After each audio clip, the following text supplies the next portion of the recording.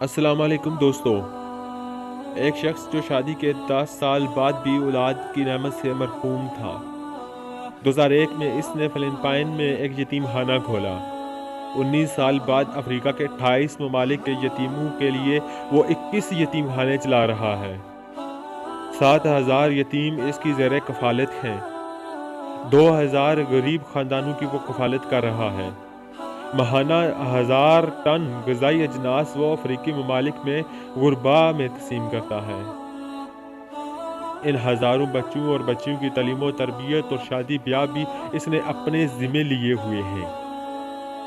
ایک ایسا شخص جس کے پاس ان بچوں میں بڑی تعداد غیر مسلم ماؤں کی کوکھ سے پیدا ہونے والوں کی ہے، وہ انہیں فطرت سلیمہ پر تسلیم کرتا ہے، بچپن سے قرآن مجید کی تعلیم دیتا ہے۔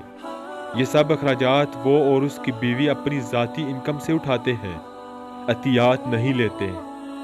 حیرت کی بات یہ ہے کہ یتیموں اور مسکینوں پر خرچ کرنے والے اس شخص نے نہ تو کوئی ذاتی گاڑی رکھی ہے، نہ ہی کوئی ذاتی بنگلے رکھے ہیں۔ دوستو، اس کا اپنا کوئی ذاتی گھر نہیں ہے۔ وہ کچی آبادی میں ایک معمولی سے کرائے کے گھر میں رہائش پذیر ہے۔ وہ کہتے ہیں کہ میں اللہ تعالیٰ سے ایک بیٹا مانگ رہا تھا، اللہ تعالیٰ نے مجھے 7,000 دے دیے۔ دوستو، عرب دنیا انہیں ابو الیتام یعنی یتیموں کے باپ کے نام سے جانتی ہے۔ یہ ہے ہمارے دور کے عظیم انسان علی غامدی۔ ان کا تعلق سعودی عرب سے ہے۔ آج کے دور میں علی غامدی ہمارے ایسے نوجوانوں کے لیے مشعل راہ ہے جو اولاد کی نعمت سے محروم ہیں۔ اللہ تعالیٰ اس اولاد جیسی عظیم نعمت سے ہر کسی کو نوازے۔